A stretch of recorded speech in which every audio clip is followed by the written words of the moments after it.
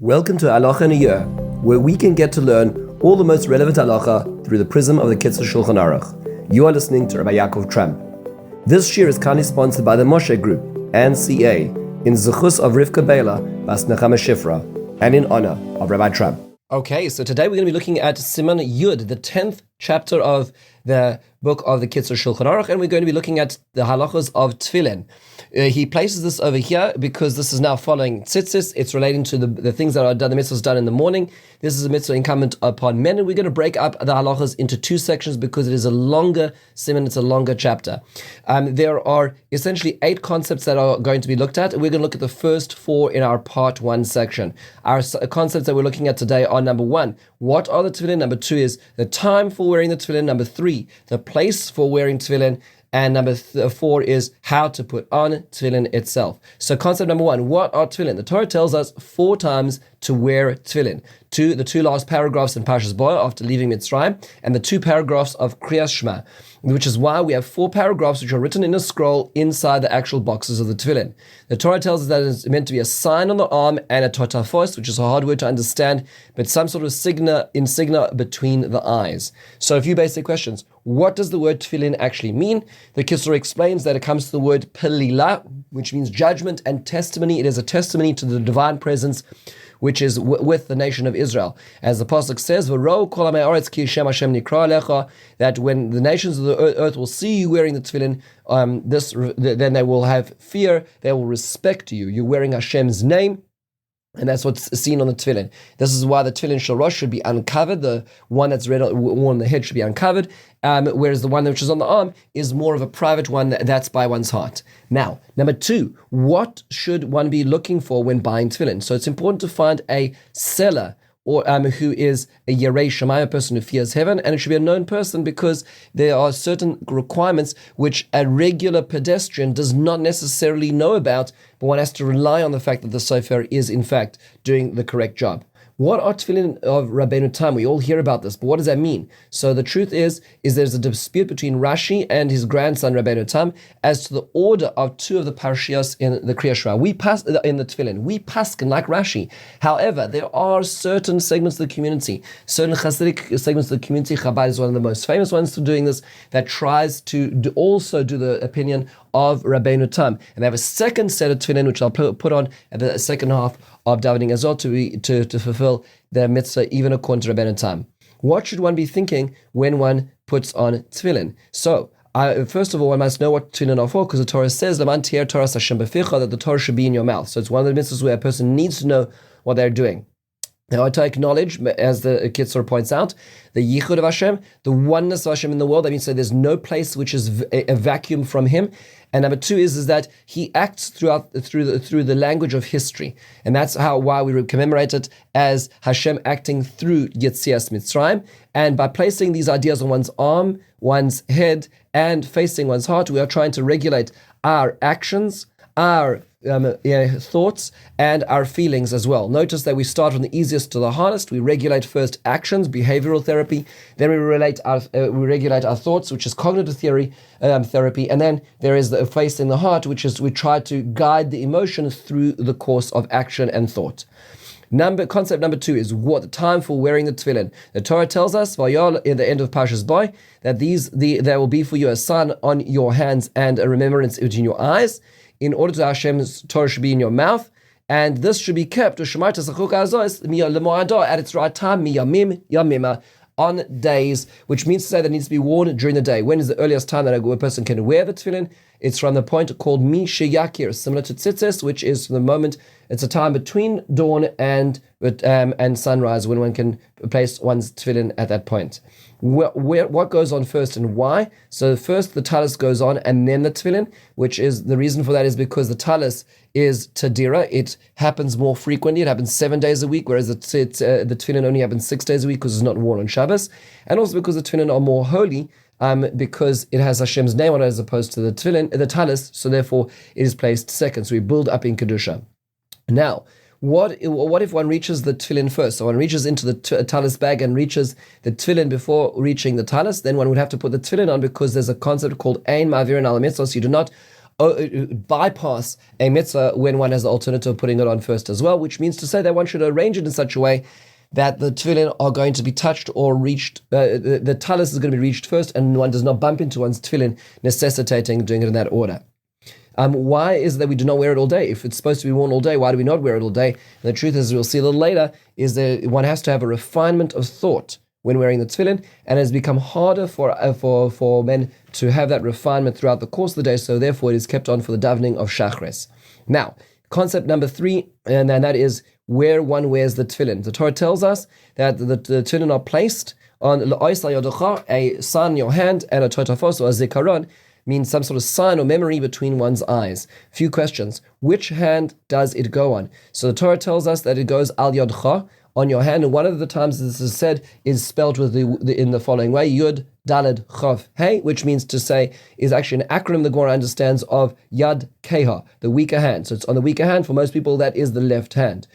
Where on the arm does it actually go? So it goes on the bicep, because it says the Torah tells us that it needs to be the sometimes these matters should be placed by your heart. So it's worn by the bicep on the left hand side, which is facing inwards towards the heart as well. It needs to be on the lower half of the bone between the shoulder blade and the elbow. So that if you divide that into two, it needs to be on the lower half, but actually on the area where the muscle is as well, which is why the Kitzur says tefillin shouldn't be too big, because otherwise it won't fit into that area.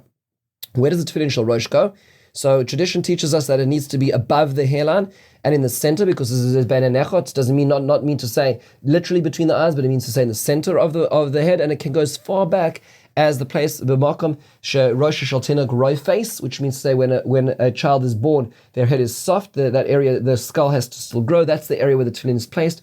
In that area where we had to grow our bones when we were babies and infants.